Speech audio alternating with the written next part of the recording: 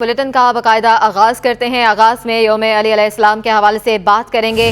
मरकजी जुलूस mister park से बरामद होकर रवायती रास्तों पर गामजन है। हुसैनिया ईरानिया खारादर में इख्तिताम पजीर होगा।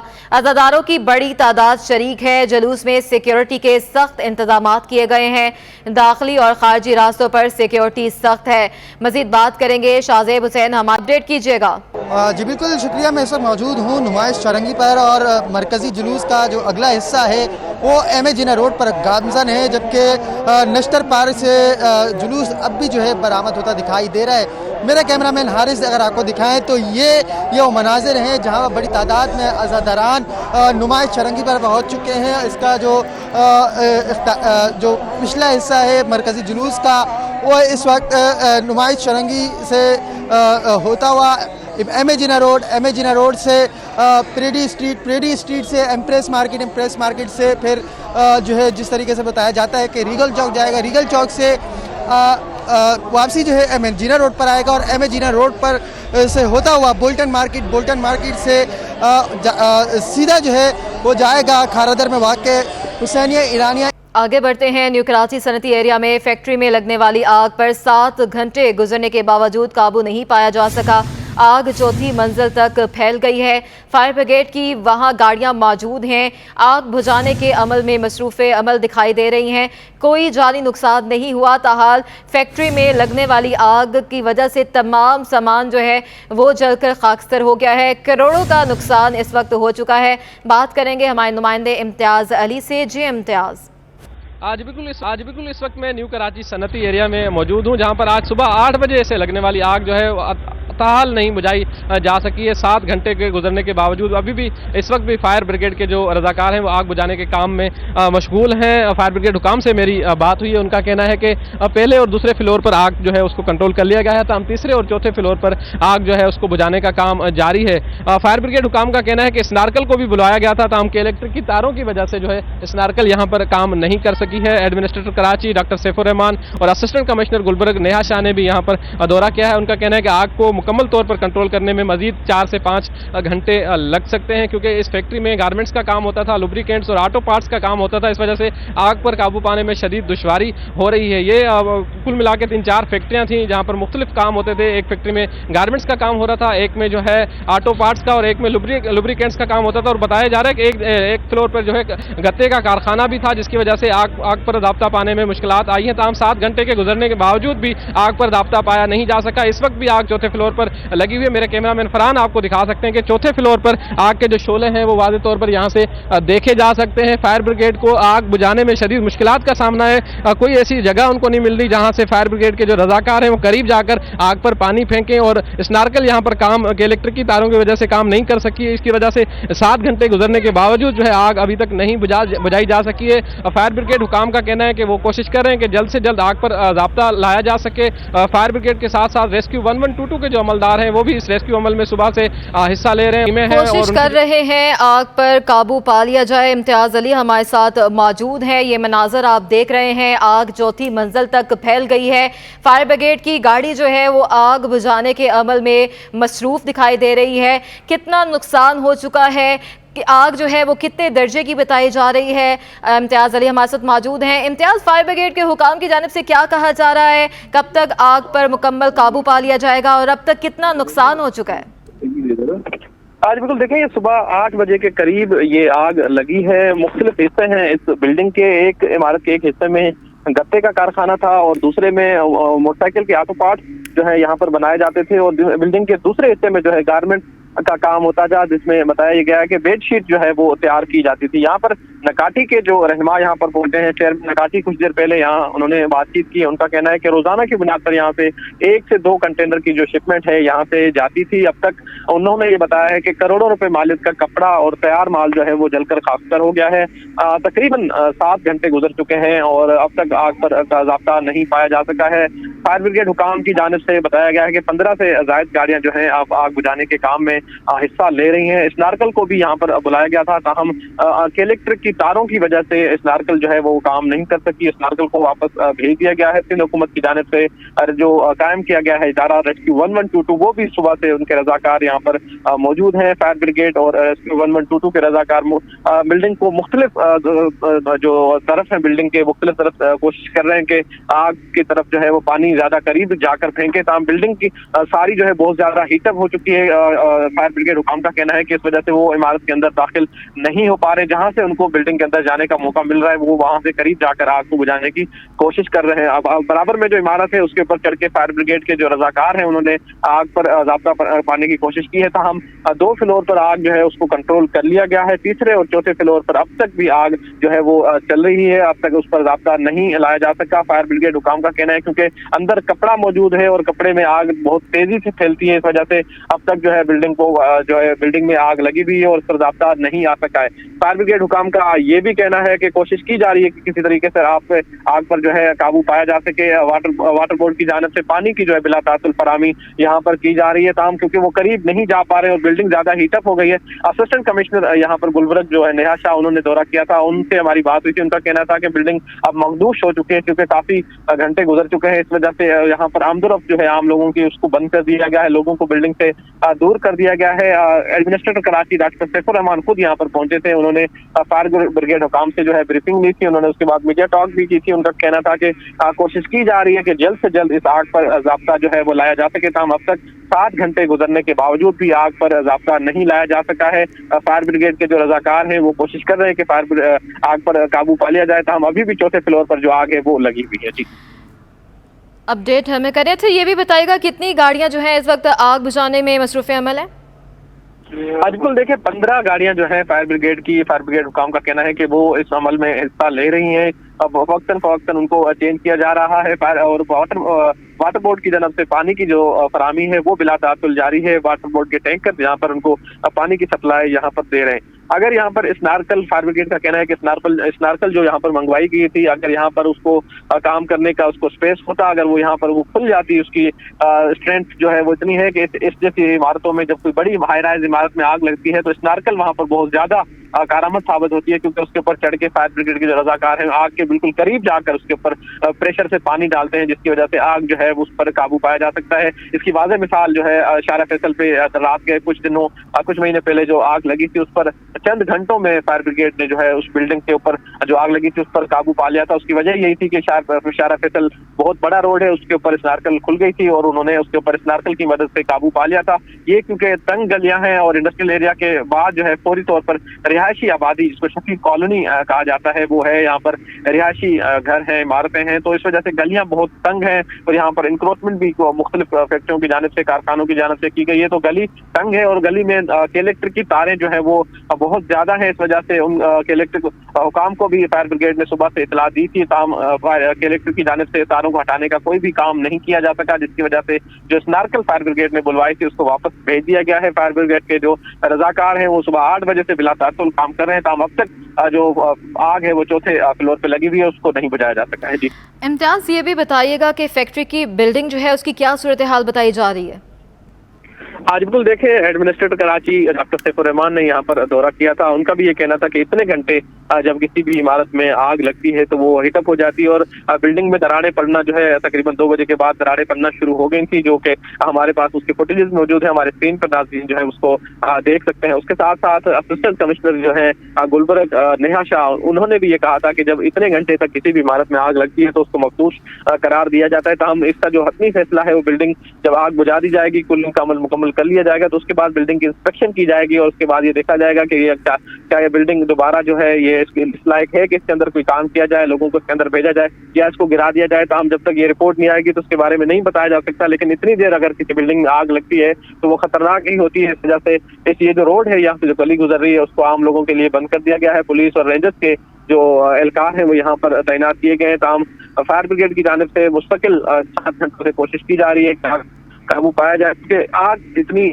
दूर है और ये फायर ब्रिगेड की जो रजाकार है वो के करीब जा नहीं पा रहे। इस इमारत की बराबर की कोई इमारत इसके करीब नहीं है, बीच में गली है, कोई हाई राइज बिल्डिंग है तो उससे थोड़ा सा दूर है, वहां से अगर जा रहा है तो इतने दूर से है कि वो आग तक पहुंच नहीं पा रहा। और जिस तरफ से आग भड़क रही है उसके बराबर में जो दूसरी बिल्डिंग है वो उससे नीचे है और उसकी जो छत है वो सीमेंट के जो गत्ते की छत कही जा सकती है उसको, या टीन की छत उसको कहा जा सकता है, टीन की छत है, वो भी सिर्फ 2 फ्लोर की है। तो उसके ऊपर जो बिल्डिंग है उसके ऊपर पानी जो है वो नहीं पहुंच पा रहा है, जिसकी वजह से आग अभी तक कंट्रोल में नहीं आई है। फायर ब्रिगेड की 15 से ज्यादा गाड़ियां इस काम में हिस्सा ले रही हैं। फायर ब्रिगेड हुकाम और आला अफसरान जो यहाँ पर मौजूद है, 4 फायर स्टेशन के जो अफसरान हैं वो इस काम में हिस्सा ले रहे हैं। चीफ फायर अफसर जो है इश्तियाक वो यहाँ पर आए थे, एडमिनिस्ट्रेटर कराची जो है वो उन्होंने दौरा किया है। उसके अलावा रेस्क्यू 1122 के जो इंचार्ज हैं उन्होंने यहाँ पर दौरा किया है, वो सारे अमल का खुद जायजा ले रहे हैं। कमिश्नर कराची इस सारे ऑपरेशन को खुद मॉनिटर कर रहे हैं। डीसी सेंट्रल जो है इस ऑपरेशन को देख रहे हैं, तमाम इतने घंटे गुजरने के बावजूद हाल आग बुझ नहीं सकी है। इम्तियाज़ ये भी बताएगा, क्योंकि ईद आने वाली है, गवर्नमेंट फैक्ट्री है, यहाँ पर जो है वो दिन रात मेहनत की जा रही होगी, काम किया जा रहा होगा, इस हवाले से क्या अपडेट सामने आई है कि फैक्ट्री में कोई मौजूद तो नहीं था अमला? आज बिल्कुल इसी हवाले से मैंने एडमिनिस्ट्रेटर कराची और नकाती के जो यहाँ पर रहनुमा मौजूद थे उनसे मैंने बात की थी कि क्या आज इस वक्त ये आग लगी है तो फैक्ट्री में कोई अमला मौजूद था जो काम कर रहा था या कुछ ही नहीं था। तो उनका कहना था कि फैक्ट्री में जो आग लगी है वो 7:45 बजे 7:30 पौने 8 के बीच में लगी है, तो उस वक्त कोई अमला यहाँ पर मौजूद नहीं था। सुबह की जो शिफ्ट है वो 8 बजे शुरू होती है और रात में कोई भी शिफ्ट यहाँ पर काम नहीं कर रही थी, जिसकी वजह से कोई भी जानी नुकसान नहीं हुआ है। फैक्ट्री के अंदर कोई भी मजदूर या अमला मौजूद नहीं था, जिसकी वजह से जानी नुकसान नहीं हुआ है। ताहम माली नुकसान जो है उसकी लागत जो है वो करोड़ों रुपए बताई जा रही है, क्योंकि बताया ये जा रहा है सिर्फ गारमेंट्स फैक्ट्री जिसमें बेडशीट तैयार की जाती थी उसमें करोड़ों रुपए का माल जो है सामान जो है वो मौजूद था। उसके साथ साथ एक ऑटोमोबाइल का कारखाना था जिसमें मोटरसाइकिल के पार्ट्स जो है वो बनाए जाते थे, और साथ एक गत्ते का कारखाना बताया जा रहा है, उसमें भी कीमती जो है सामान था वो रखा हुआ था। और उसके साथ साथ लुब्रिकेट का भी एक कारखाना बताया जाता है जिसके अंदर लुब्रिकेट जो है वो यहाँ पर बनाया जाता था, वो भी इसी बिल्डिंग के अंदर मौजूद था। मुमकिन तौर पर उसकी वजह से जो है आग जल्दी से फैली है, और गारमेंट्स का जो कपड़ा होता है उसकी वजह से भी आग बहुत तेजी से फैलती है। तमाम फायर ब्रिगेड हुकाम का कहना है कि जब आग बुझ जाएगी तो उसके बाद जो रिपोर्ट बनाई जाएगी उसमें ये चीजें वाज़ेह होंगी कि अंदर कौन कौन सी चीजें मौजूद थी, किस वजह से जो आग लगी है और आग किस वजह से ज्यादा तेजी से जो है फैली है। तमाम इस वक्त भी फायर ब्रिगेड के जो रजाकार हैं बिला तासुर सुबह तकरीबन 8 बजे से काम कर रहे हैं, अभी भी उनका जो काम है वो जारी है। तमाम अब तक आग पर काबू नहीं पाया जा सका है। जी इम्तियाज़ ये भी बताएगा, फायर ब्रिगेड की जाने से पानी की कमी का कोई सामना तो नहीं आया, क्योंकि 7 घंटे गुजर गए हैं, मजीद कितना वक्त लगेगा, और ऐसी कौन सी चीज़ है, प्लास्टिक है या कौन सी जगह है जहां पर आग जो है उस पर काबू नहीं पाया जा रहा? आज बिल्कुल देखिए सुबह 8 बजे के करीब ये जो आग लगी है उसको तकरीबन 7 घंटे से ज्यादा वक्त गुजरा है, अब तक काबू नहीं पाया जा सका है। फायर ब्रिगेड हुकाम से जो मेरी बात हुई है क्योंकि ये गारमेंट फैक्ट्री है, इसमें कपड़ा हो जाता है, कपड़ा है और कपड़े को उसको ये कहा जा सकता है कि कपड़ा आग को फैलाने के लिए पेट्रोल का काम करता है, बहुत तेजी से कपड़े में जो है वो आग फैलती है। तो हम पानी की शॉर्टेज का कोई भी फायर ब्रिगेड को सामना नहीं करना पड़ा है। सक्सेसफुल हाइड्रेंट पे इमरजेंसी नाफिज कर दी गई थी।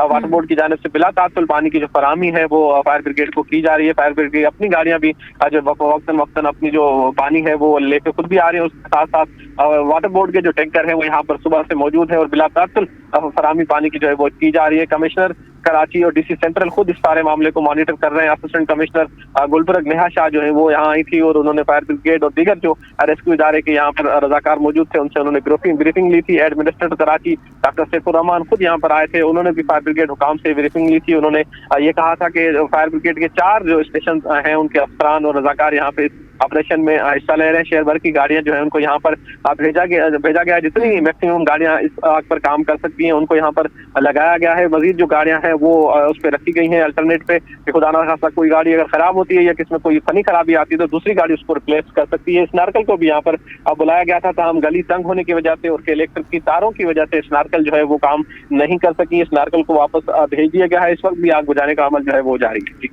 इस वक्त भी आग बुझाने का अमल जो है वो जारी है। इम्तियाज़ अली हमें अपडेट कर रहे थे, आपका बहुत शुक्रिया। और दूसरी जानब ईद के सीज़न में दर्जियों के नखरे आसमानों पर पहुंच गए हैं, इसी पर अपडेट करेंगे बसीम इफ्तिखार।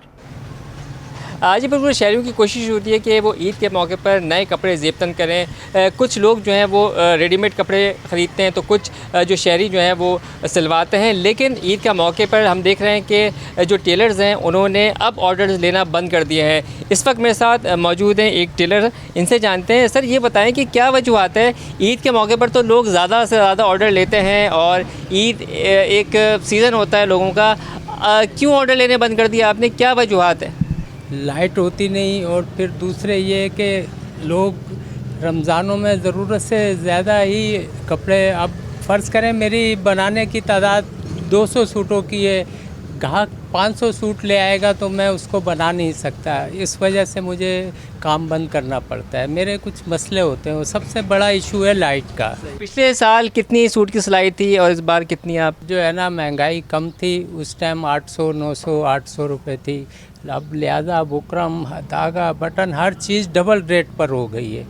ये थे दर्जी, जिनका कहना है कि एक शलवार कमीज़ जो सूट है वो फ़ी सूट जो है उसकी जो ये पैसे ले रहे हैं, तकरीबन 1000 रुपये ले रहे हैं, और एक दिन में कारीगर जो है, एक कारीगर तकरीबन 4 से 5 सूट जो है वो मुकम्मल कर लेता है। इसका कहना है कि जो सिलाई के पैसे हैं इन्होंने जो है वो बढ़ाएं, क्योंकि गुज़श्ता सालों के मुकाबलों में महंगाई बढ़ी है, और चाहे वो बटन हो या फिर धागा हो, उसकी कीमतों में भी इजाफा है। तो इस वजह से इन्होंने जो है वो रेट भी बढ़ाएँ। ताहम ईद के सीज़न पर मज़ीद इन्होंने ऑर्डर लेने से मना कर दिया है। जी, कुछ बात करेंगे शहर कायद के मौसम की। सूरज आंखें दिखाने लगा है, गर्मी की शिद्दत में इजाफा हो गया है, शहर का पारा 35 डिग्री सेंटीग्रेड पर पहुंच गया है। बात करेंगे हमारी नुमाइंदा आदिया नाज से। जी आदिया। बिल्कुल, कराची में इस वक्त जो है वो शदीद गर्मी का राज है, और गर्मी की ये लहर महकमा मौसमियात के मुताबिक आइंदा 2 से 3 रोज तक जो है वो बरकरार रहेगी। जबकि महकमा मौसमियात का ये भी बताना है कि इस दौरान जो टेम्परेचर है वो 35 से 37 डिग्री सेंटीग्रेड तक जाने की तवक्को है। गुज़श्ता रोज एक जो पाकिस्तान की या बहर अरब की साहिली पट्टी है, यहाँ पर साइक्लोनिक कंडीशन मौजूद थी, जो कि अब खत्म हो चुकी है। लेकिन कराची में समंदरी हवाएं जो है वो ताहाल मुअत्तल हैं। सुबह के वक्त में समंदरी हवाओं का सिलसिला बंद होता है, जिसकी वजह से गर्मी की शिद्दत भी ज्यादा महसूस होती है, और आइंदा 2 रोज तक समंदरी हवाएं दिन के वक्त में मुअत्तल, जबकि दोपहर 2 बजे के बाद जो है वो बहाल होना शुरू हो जाया करेंगी। आज भी इस वक्त समंदरी हवाएं जो है वो बहाल हुई हैं, अलबत्ता रफ्तार कोई बहुत ज्यादा नहीं, तकरीबन 5 से 7 नॉटिकल माइल के दरमियान जो है ये रिकॉर्ड की गई है। जबकि इस वक्त का जो टेम्परेचर है वो 35 डिग्री सेंटीग्रेड पर पहुंच गया है। हवा में नमी का तनासुब 22% है। जुनूब मगरिबी सिम से हवा चल रही है। जी, बहुत शुक्रिया आदिया नाज। कराची टैक्स बार एसोसिएशन के सदर जफर अहमद ने वफाकी वजीर कानून सेनेटर आजम नज़ीर तारड़ को ख़त लिख दिया। ख़त में कहा है कि chairman appellate tribunal inland revenue Mohammad Wasim Chaudhry ही की 5 अप्रैल 23 को रिटायरमेंट के बाद मनसब खाली है। मुल्क में ट्रिब्यूनल बेंचों ने इनकम टैक्स, सेल्स टैक्स और फेडरल एक्साइज ड्यूटी की अपीलें सुनना बंद कर दिया है। और दूसरी जानिब सख्त गर्मी में पोलियो हेल्थ वर्कर्स भी अपनी ड्यूटी सर अंजाम दे रहे हैं। राबेल अशरफ इस पर अपडेट करेंगी। जी बिल्कुल, सर्दी हो, गर्मी हो या फिर हो कोई भी मौसम, लाइफ गार्ड्स हों, सिक्योरिटी एहलकार हों, पुलिस एहलकार हों या फिर हों पोलियो हेल्थ वर्कर्स, ये लोग जो है अपनी ड्यूटी 24 घंटे या फ़राइज़ अंजाम देने के लिए यहाँ पर मौजूद होते हैं। इस वक्त मैं मौजूद हूँ कैंट स्टेशन कराची पे, जो कि यहाँ पर जो है पोलियो मुहिम जो है रोज़ हम देखते हैं कि 5 से 6 दिन के अंदर वाइंड अप हो जाती है, लेकिन ये पोलियो हेल्थ वर्कर्स यहाँ पर 24 घंटे अपनी ड्यूटी सर अंजाम दे रहे होते हैं, रोज़े की हालत में होते हैं। यहाँ इनकी कोशिश यही होती है कि ज़्यादा से ज़्यादा बच्चों को वैक्सीनेट किया जा सके, उनको पोलियो से बचाया जा सके। हमारे साथ इंचार्ज मौजूद है नाजिश, इन्हीं से जान लेते हैं। मैम, मुझे बताइएगा कि आप लोग 24 घंटे यहाँ पर फ़राइज़ सर अंजाम दे रहे होते हैं, गर्मी हो या कोई भी मौसम हो, तो क्या कहना चाहेंगे, इस तरह के लोगों की खिदमत करना कितना अहम है? यहाँ पे हम लोग 24 घंटे मौजूद होते हैं। हमारा पीटीपी पॉइंट है, परमानेंट ट्रांजिट पॉइंट है। यहाँ पर 24 आवर्स जो है यहाँ पर टीमें मौजूद होती हैं। यहाँ पे रमज़ान हो या कोई भी हो, कोई भी इवेंट हमारा ऑफ़ नहीं होता। जैसे आज है छुट्टी होती है, लेकिन हमारा हॉलीडे कोई भी नहीं है, लेकिन हम यहाँ पे 24 आवर्स मौजूद होते हैं और अच्छा लगता है। रमज़ान के दिन है, लेकिन खिदमत खल्क़ तो है, हम लोगों को करनी है। जी बिल्कुल, जैसे कि आपने सुना हमारे साथ इंचार्ज मौजूद थी नाज़िश। उनका यही कहना है कि खिदमत खल्क करना तो हर एक पर फ़र्ज़ है और चाहे गर्मी और सर्दी हो, ये जो है अपने 24 घंटे अपने फ़राइज़ यहाँ पर अंजाम दे रहे होते हैं। उनका यही कहना है कि रोज़ाना की बुनियाद पर जो है 1000 बच्चों को वैक्सीनेट किया जाता है और साथ ही साथ ये जो बच्चे जो अंदरूनी सिंध जाते हैं या फिर वहाँ से आने वाले जिन बच्चों को किसी भी सूरत हाल की वजह से नहीं पिलाए जा सकते पोलियो के कतरे, वो यहाँ से सफ़र के दौरान जो है उन्हें पोलियो के कतरे पिलाए जा सकें ताकि जो है वो अपने पोलियो के इस मर्ज से जो है बच सकें। जी। Chief secretary Sindh doctor Mohammad Suhail Rajput ने बल्दियाती इदारों के मुलाजमीन को वक्त पर तनख्वाहों की अदायगी न करने पर सख्त बरहमी का इजहार कर दिया। एडिशनल चीफ सेक्रेटरी बल्दियात सैयद नजम शाह को 45 रोज के अंदर तनख्वाहों की अदायगी करने की हिदायत जारी कर दी है।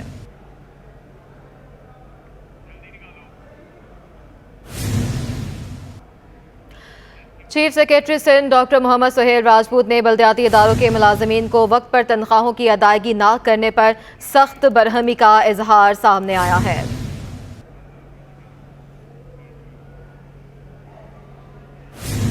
आगे बढ़ते हैं। ईद उल फितर के मौके पर मुसाफिरों की सहूलत के पेश नज़र ईद स्पेशल ट्रेनें चलाई जाएंगी। महकमा रेलवे ने ईद उल फितर के मौके पर 5 ईद स्पेशल ट्रेनें चलाने का ऐलान भी किया है। मज़ीद जानेंगे आदिया नाज से। जी आदिया।